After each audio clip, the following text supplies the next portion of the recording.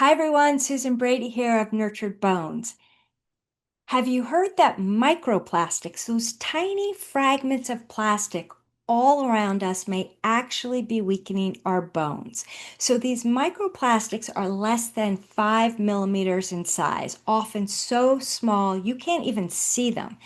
And they come from the breakdown of plastic bottles and packaging, and even from some synthetic fabrics when we wash them.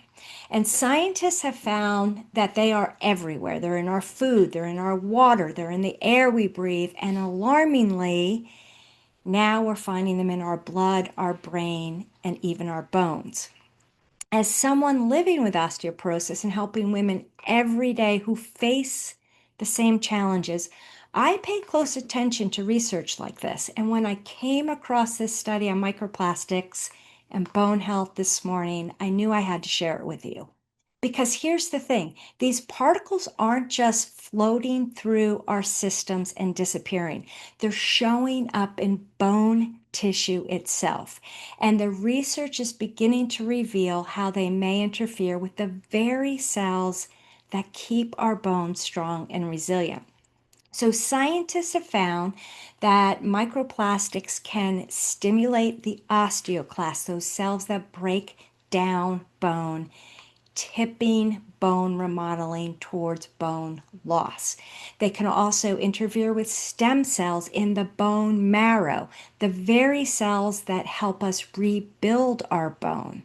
They can also trigger inflammation and oxidative stress, both of which weaken bone structure. And in animal studies, long-term exposure leads to weaker, more fragile bones. And for postmenopausal women who are already facing a higher risk for osteoporosis and fractures, this adds another layer of concern. Now, I know this can sound overwhelming because microplastics are everywhere and we can't avoid them completely, but the encouraging thing is there are practical steps we can take to lower our exposure. And those small changes over time can really add up for our health and for our bones. So, here are some simple ways that you can start lowering your microplastic load. One, drink filtered water instead of bottled water when you can. So, some filters are even designed to capture even the smallest of particles. Two, store and reheat food in glass or stainless steel, not plastic. Heat and fat, especially, cause plastics to shed more particles. Three, choose natural fibers like cotton, linen, wool over synthetics like polyester or nylon, which shed microfibers every time we wash them.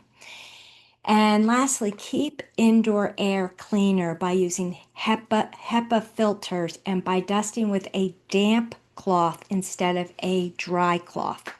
A surprising amount of microplastics actually comes from household dust. Now, these changes may seem small, but they really do add up. And bone health is built on many layers of protection, things like good nutrition, regular exercise, a healthy gut, and now being mindful of our environment. Each layer strengthens the next, and together they stack the odds in your favor.